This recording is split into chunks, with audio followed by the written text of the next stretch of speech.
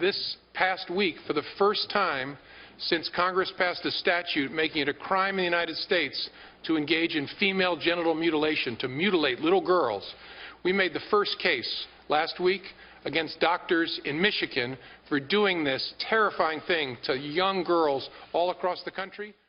Female genital mutilation. 3 words that conjure up a storm of controversies and passions like few others can. It's at the heart of the culture wars in the West and around the world. Is the practice safe? Is criticizing it culturally insensitive? Perhaps most importantly, is it Islamic? Let's start with the basics. What exactly is FGM? FGM is one of the biggest violations of human rights on the planet. FGM is child abuse. It's violence against women. FGM is not a cultural traditional practice, but actually it's child abuse. Female genital mutilation refers to a wide range of practices in which a girl's external genitalia are ritually cut. This is why it's sometimes referred to as female circumcision. But this more clinical term really doesn't describe the phenomena well. FGM can mean small, superficial cuts, but it can go as far as full infibulation, the sewing shut of a girl's labia. As many as 200 million girls and women, some under the age of 15, are subjected to this worldwide. It comes with a host of serious health risks, but despite it all, it has its defenders. Apologists downplay its harms. Cultural relativists argue that outsiders shouldn't criticize FGM because it's a valued practice within minority groups. Criticizing FGM is punching down. There are even some women who support FGM and choose it for themselves, complicating the debate further. But in the discourse today, you'll rarely see FGM mentioned without another word also entering the conversation: Islam. The practice is common in many Muslim countries and around the globe, and this is where controversy comes from. So, is FGM Islamic? FGM is not a Muslim thing. That is cultural. That is a practice, an African practice that has come into Islam. Apologists motivated by a desire to defend the faith and its image say no, with 3 general arguments. First, religious apologists claim that FGM isn't Islamic at all, that the religion forbids mutilations, and it is not well supported by scripture. The narrations which claim that it's obligatory for males and it's an honor for females is not authentic. Second, they say that even if it is practiced by Muslims, FGM predated Islam and exists outside of Muslim lands. The only role Islam played was to moderate FGM out of necessity, so this absolves Islam of guilt. And finally, that FGM is exclusively a regional or cultural problem. It is not Islamic, it is tribal. And its high prevalence in Muslim-majority countries is just a geographical coincidence. All of these claims are unequivocally wrong. FGM is a uniquely Islamic practice, and if we dissect the defenses for it, we can see exactly how.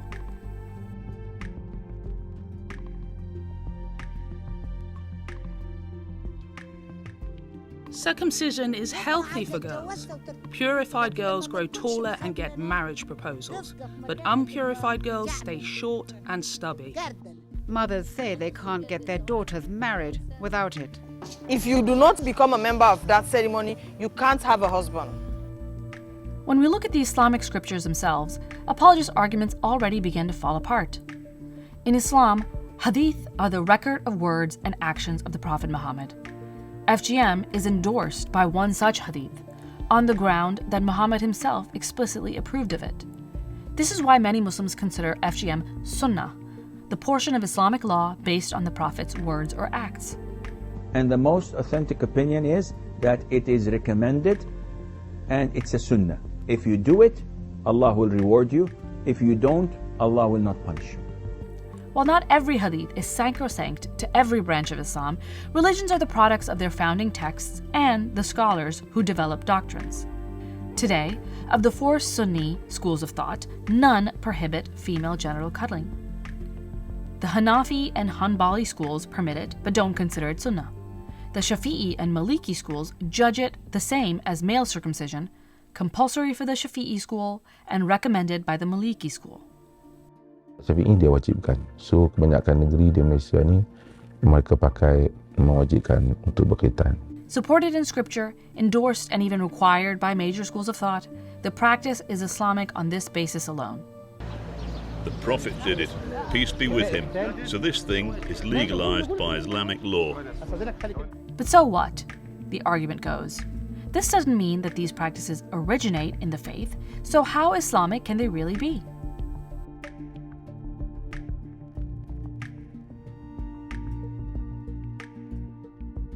It's true that the practice of cutting female genitals is older than the Islamic faith. But this doesn't make it un-Islamic either. Islam didn't develop in a vacuum. Lots of practices understood as inherently Islamic are continuations or plagiarisms of previous Arabic customs. So, if anything, this deepens FGM's connection to the faith. By incorporating Arab practices into Islam, what was once simply a cultural custom became a religious one. While cultures can change over time, religions more easily remain stuck in the past, which means that when cultural practices are adopted by religions, they become more entrenched and harm more for longer. The final apologist argument is easily the weakest. FGM can't be Islamic because other cultures and faiths do it too. Some will even say that it's a regional, not religious problem. It's not an Islamic problem, it's an African problem. Of course, Azan is wrong. FGM is not only seen in Central Africa. How could it be a Central African problem when it's prevalent in Muslim-majority countries far from Africa?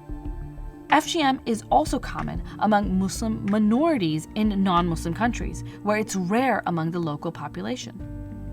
In these cases, FGM couldn't have been absorbed from local tradition. Instead, it distinguishes practitioners as Muslims. There is variation, because there are different kinds of Muslims. Depending on the school of thought they follow, we'll see differences in FGM accordingly.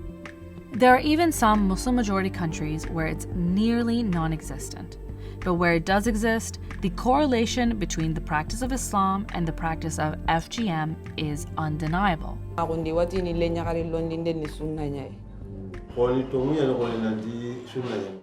Of course, as with any religious practice, we can find Muslims who vocally oppose it. The practice needs to be eradicated. We need to take a firm stance and say that to prohibit all of this harm, we need to say that no cutting at all whatsoever. But this doesn't change the fact that for those Muslims who practice FGM, they justify it religiously. Also circulated the National Fatwa Committee's decision that female circumcision is compulsory for all Muslim women.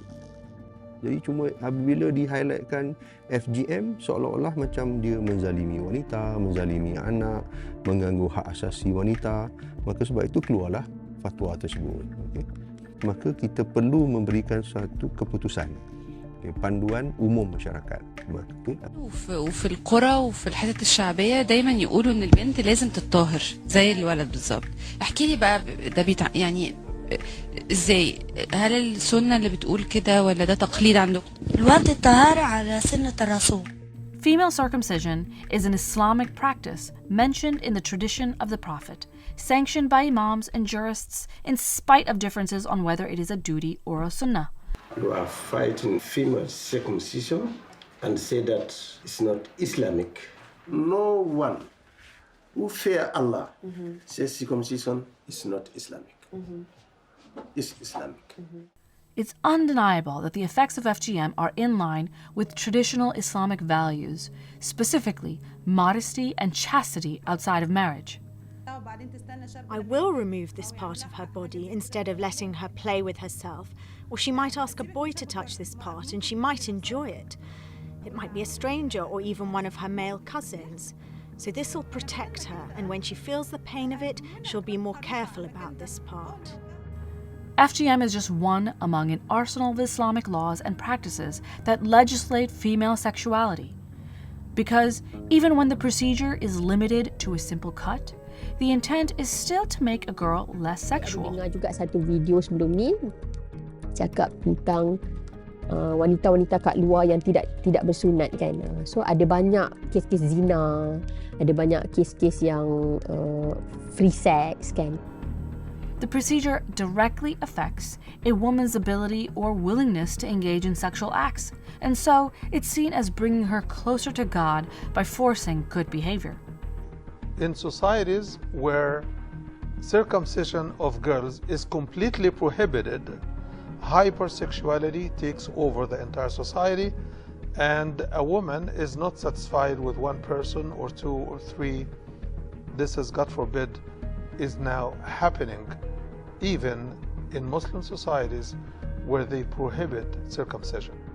Even when we acknowledge the religious roots of FGM, there's another brand of apologists, those who acknowledge the practice's connection to Islam, but insist, for one reason or another, that it's not a big deal.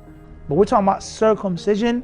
We're not talking about sewing a woman's vagina and removing everything from woman. It's not that unsafe. This couldn't be further from the truth. These are just some of the issues that can arise from FGM. And to make matters worse, it's frequently performed without the supervision of any medically trained personnel.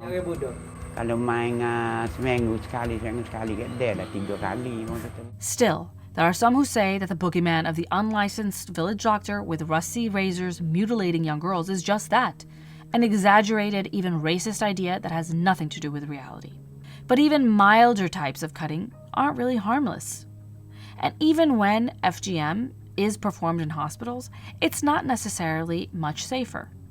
The most severe forms of cutting ensure pain during sexual intercourse. Female circumcision means these women never reach orgasm during sexual intercourse. This results in the woman withdrawing from sex with her husband, which causes problems in the marriage. Some women abstain from intercourse altogether or seek reconstructive surgeries, which don't always restore painless sexual function. And in addition to physical harm, the experience of FGM is often traumatic too. There's also the psychological part, which when we sit with women, they mostly talk about. They feel that it's a humiliation. The most common word that we hear from women is that it's the worst day of my life. Some women choose it. Most of those subjected to FGM are young girls who aren't offered a choice in the first place. But this still leaves us to consider the women, albeit a minority, who do choose FGM. Aren't they adults free to make their own choices? Even if a handful of women say they choose it voluntarily, these women are a minority, and their experiences don't define the practice as a whole. Even the ideal scenario, an adult woman freely deciding to have her genitals cut, doesn't absolve FGM of criticism. The practice still emerges from and reinforces misogynistic values, which are not better by virtue of individual choice. And for every woman who stands by her choice to undergo FGM, there are even more women who call for the practice to end. And finally, Islamically sanctioned FGM can still be criticized even when similar practices have existed in the West. Sure, genital cutting has a history in the States too. In the 1950s, it was medically approved treatment for female hypersexuality, homosexuality, and depression. Today, it's sometimes compared to elective cosmetic surgeries. If we can accept one form of sexist body modification, why not another? Why not just accept that every religion and culture has its values and traditions and live and let live? The fact is that FGM happens everywhere, but today it's almost always associated with Islamic religious obligation. In fact, the most recent, high-profile example of it in the West is from September 2021, when the first ever prosecuted FGM case in the United States was dismissed. The judge declared a federal ban on FGM unconstitutional, stating that it was the jurisdiction of the states to legislate one way or another. The doctor who performed the procedure and the mothers, both Muslims, who took part in the genital cuddling of 3 7-year-old girls were released with no charges. And with that court's decision, more women and children in the US than ever are in grave danger of being forced through mutilation themselves. We spoke to a woman who was cut in Texas when she was about 9 years old. It's plain and simple whataboutism to bring up other sexist cultural practices involving women's bodies in response to the issue of FGM. It's a deflection tactic and nothing else. None of us belong to every culture in the world, and it's ridiculous to reserve criticism only for our own. This is itself a form of racism. In any case, it's absurd to compare FGM and elective cosmetic surgeries or body modifications. There's an enormous difference between a voluntary procedure signed onto by adult women and a coerced procedure that affects children. So yes, FGM is a uniquely Islamic problem, and it is a very big problem. Criticizing it is necessary, and we can only do so effectively if we acknowledge the religious roots that support it. If we pretend that FGM has no relationship to Islam, it limits our understanding of the facts. If we don't address the religious component, we have an incomplete picture. Religion matters to people. Religious authority is a respected, influential force in people's lives. Since the judgment of the schools of thought are what permit or encourage it, their authority will matter in the effort to dismantle it. And secondly, pretending FGM has no relationship to Islam actually removes dignity and agency in the name of sensitivity. All religions can encourage harmful practices, and Muslims don't uniquely lack an ability to change. If we presume otherwise, it does everyone a disservice, most of all the women and girls who continue to suffer this inhumane practice.